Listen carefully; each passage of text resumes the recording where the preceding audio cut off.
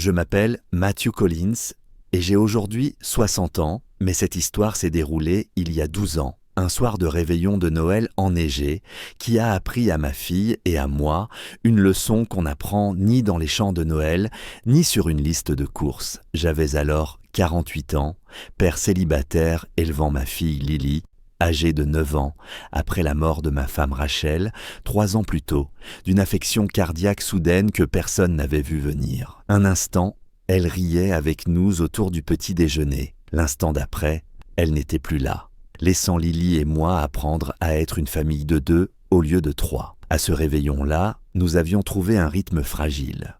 Je travaillais comme architecte dans un cabinet de taille moyenne. Nous vivions dans un appartement chaleureux et nous essayions, discrètement, obstinément, de maintenir la joie en vie sans nous sentir coupables de l'éprouver. Ce soir-là avait quelque chose de presque cinématographique, la ville enveloppée de neige fraîche, les vitrines illuminées, l'air parfumé de châtaignes grillées et de pain. Lily et moi avions passé l'après-midi à suivre notre tradition. Remplir les chaussettes de Noël, boire un chocolat chaud dans notre café préféré, puis faire une lente promenade au centre-ville pour admirer les décorations des fêtes.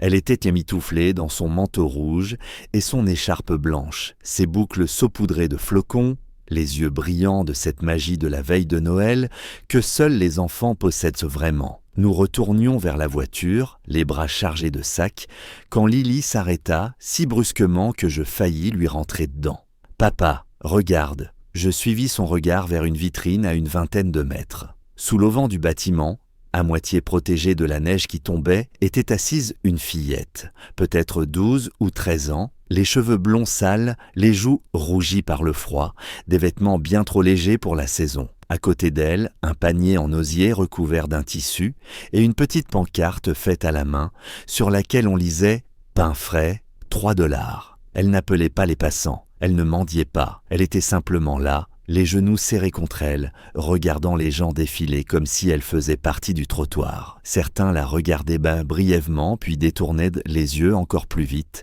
comme si la bonté pouvait leur coûter quelque chose. Le panier de pain restait intact. Même d'où nous nous tenions, je la voyais trembler. La voix de Lily se fit plus douce que l'émerveillement. « Papa, pourquoi vend-elle du pain la veille de Noël ? Elle ne devrait pas être chez elle ?»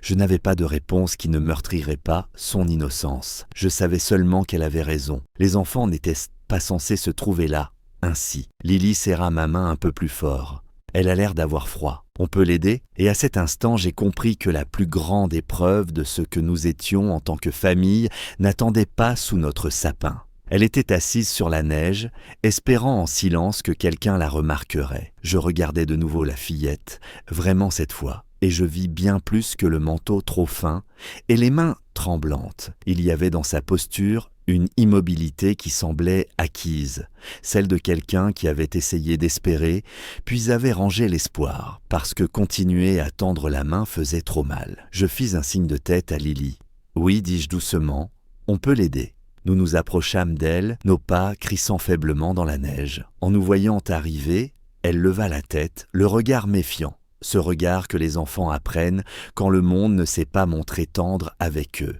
Je m'agenouillai pour ne pas la dominer. « Bonjour, dis-je avec douceur. Nous aimerions acheter du pain. » Pendant une seconde, elle resta immobile, comme si je venais de parler une autre langue. Puis elle souleva le tissu qui recouvrait le panier, révélant une douzaine de pains simples, irréguliers, mais manifestement faits avec soin. « Il m'en reste 12, dit-elle. 3 $ pièce. Nous les prenons tous, répondis-je. Sa bouche s'entr'ouvrit. Tous, tous. Je lui tendis 2 billets de 20 $. Gardez la monnaie. Ses mains tremblaient quand elle prit l'argent. De froid ou de stupeur, je ne saurais le dire. Merci, murmura-t-elle, encore et encore, comme si elle craignait que l'instant ne disparaisse si elle parlait trop fort. Lily s'agenouilla à côté de moi, souriant de ce sourire que seuls les enfants ont quand la bonté leur semble naturelle. « Je m'appelle Lily, dit-elle. Et toi ?»« Sophie, répondit la fillette. Lily n'hésita pas. « Pourquoi es-tu ici la veille de Noël ?» Les épaules de Sophie se crispèrent. « Ma maman est malade. Il nous faut de l'argent pour le loyer et les médicaments. Je fais du pain pour aider. » Les mots sortirent d'une voix maîtrisée, comme si elle les avait déjà répétés apprenant à ne plus attendre de compassion. Je lui demandai où se trouvait sa mère, et elle nous parla d'une petite chambre dans la rue Parkside, d'un loyer exigible le lendemain, des gens qui pensaient qu'elle mentait. Lorsqu'elle me dit qu'il lui fallait 800 $ et qu'elle avait à peine gagné de quoi acheter le dîner, ma poitrine se serra. Ce n'était pas une somme impossible, pas pour moi, mais c'était une montagne pour une enfant assise dans la neige. « Sophie, dis-je en choisissant soigneusement chaque mot, accepterais-tu que nous aidions ta maman et toi ?» Elle me regarda, comme si elle pesait la fierté contre la survie. Après un long moment, elle hocha la tête. « D'accord, dit-elle doucement, ce n'est pas loin. » Et tandis que nous nous mettions à marcher sous la neige qui tombait, Lily portant le panier de pain, comme s'il s'agissait de quelque chose de précieux, je sus que ce réveillon de Noël allait devenir un souvenir que nul d'entre nous n'oublierait jamais. L'immeuble de la rue Parkside avait l'air fatigué, comme s'il était resté debout trop longtemps sans que personne ne se soucie de réparer ce qui se détériorait. La peinture s'écaillait sur les murs, l'air froid s'infiltrait par les fissures des fenêtres. Mais Sophie poussa la porte avec une familiarité qui me fit comprendre que c'était chez elle, aussi fragile que ce mot puisse être pour elle. Elle nous conduisit dans un couloir étroit, jusqu'à une pièce unique. À l'intérieur, le chauffage fonctionnait à peine.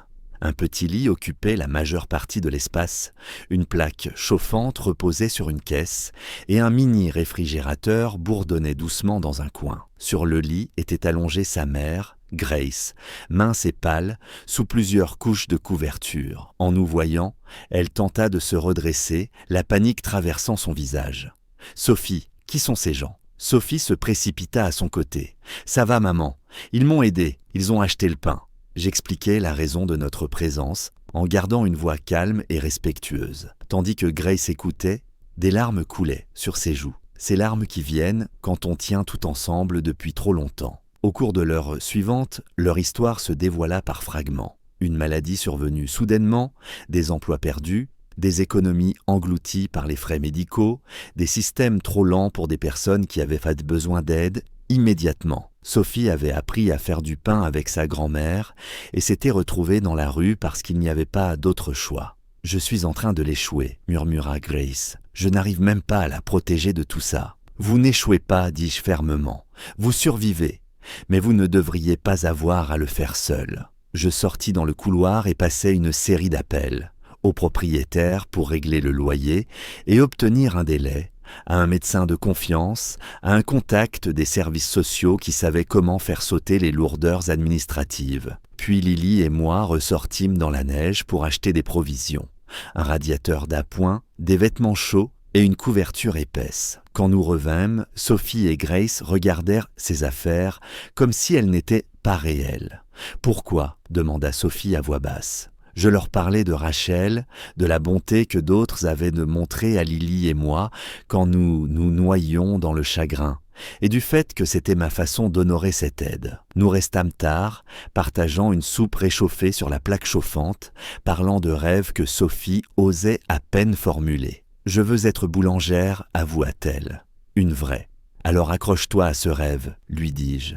Ce n'est pas la fin de ton histoire. » Quand nous repartîmes enfin, la neige avait cessé de tomber, et Lily resta silencieuse à côté de moi dans la voiture, sa petite main serrée fort dans la mienne, comme si elle comprenait que quelque chose d'important venait de changer dans nos vies, à tous. Sur le chemin du retour, Lily rompit le silence d'une voix qui tremblait d'urgence.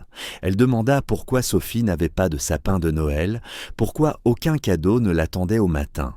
Pourquoi Noël pouvait être si différent pour un enfant et pour un autre, je répondis avec le plus d'honnêteté possible, en expliquant que la vie n'était pas juste et que certaines familles portaient des fardeaux plus lourds. Mais Lily ne se contentait pas d'explications. Elle réfléchissait déjà à des solutions. Lorsque nous arrivâmes à notre appartement, elle s'arrêta sur le pas de la porte et regarda le sapin qui brillait doucement dans le salon, les cadeaux emballés à ses pieds. Puis elle se tourna vers moi. « Papa, dit-elle, est-ce que Sophie et sa maman peuvent venir ici demain ?»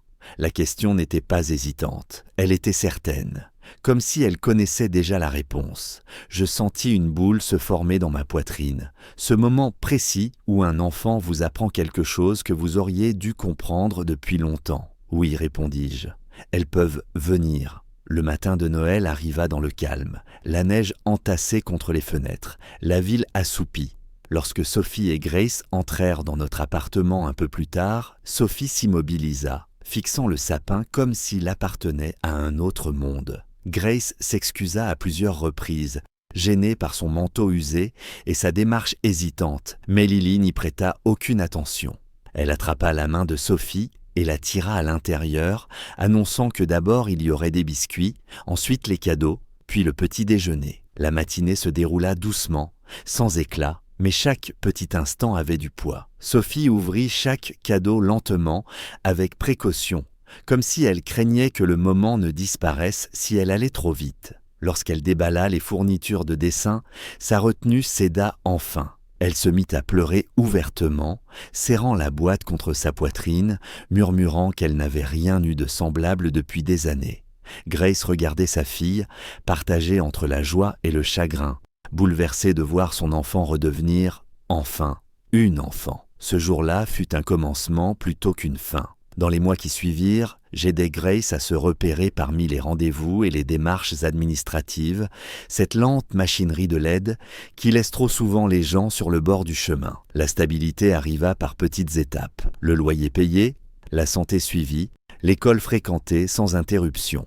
Sophie retourna dans les salles de classe au lieu des trottoirs. Les années passèrent et ses petits pas s'additionnèrent pour former une vie qui ne tournait plus uniquement autour de la survie. Sophie poursuivit son rêve, se forma comme boulangère, puis ouvrit une petite boutique portant le nom de sa mère à côté du sien. Lily grandit, elle aussi, marquée par le souvenir d'une fillette vendant du pain dans la neige, choisissant une vie tournée vers l'aide aux autres. Depuis, chaque veille de Noël, nous nous retrouvons ensemble, non pour revivre les épreuves, mais pour nous souvenir du moment où nous nous sommes arrêtés, où nous avons prêté attention et où nous avons choisi la compassion. Aujourd'hui, 12 ans plus tard, la veille de Noël conserve pour nous tous une gravité silencieuse. Chaque 24 décembre, Sophie ferme sa boulangerie plus tôt. Au lieu de vendre des pâtisseries, elle cuit des dizaines de pains simples, les mêmes qu'elle vendait autrefois depuis un panier sur le trottoir. Elle les enveloppe dans du papier ordinaire et les distribue elle-même aux personnes vivant dans la rue, aux familles entassées dans les centres d'hébergement, à tous ceux qui lui ressemblent encore à celle qu'elle était. Transie de froid, invisible, cherchant simplement à survivre une nuit de plus. Lily l'accompagne souvent, plus une enfant désormais, mais une jeune femme façonnée par cette soirée enneigée. Elle n'a pas besoin qu'on lui rappelle pourquoi cela compte. Elle s'en souvient. La santé de Grace n'est jamais revenue complètement, mais la stabilité a tout changé. Grâce aux soins, au soutien et au temps, elle a retrouvé assez de force pour travailler à temps partiel à la boulangerie, tenir les comptes et accueillir les clients. Elle raconte leur histoire sans détour, non avec honte, mais avec fierté. Elle parle d'une nuit où sa fille était invisible aux yeux de presque tous, et de la façon dont le simple fait d'être vue a changé le cours de leur vie. Elle dit toujours la même chose. Ce n'était pas seulement l'argent ni l'aide, c'était ce moment précis où quelqu'un s'est arrêté et a traité son enfant comme si elle comptait. Pour moi, cette veille de Noël a transformé ma vision de la paternité. J'avais passé des années à vouloir protéger Lily de la douleur, convaincu que mon rôle était de rendre le monde plus doux pour elle. Mais cette nuit-là m'a appris quelque chose de plus profond.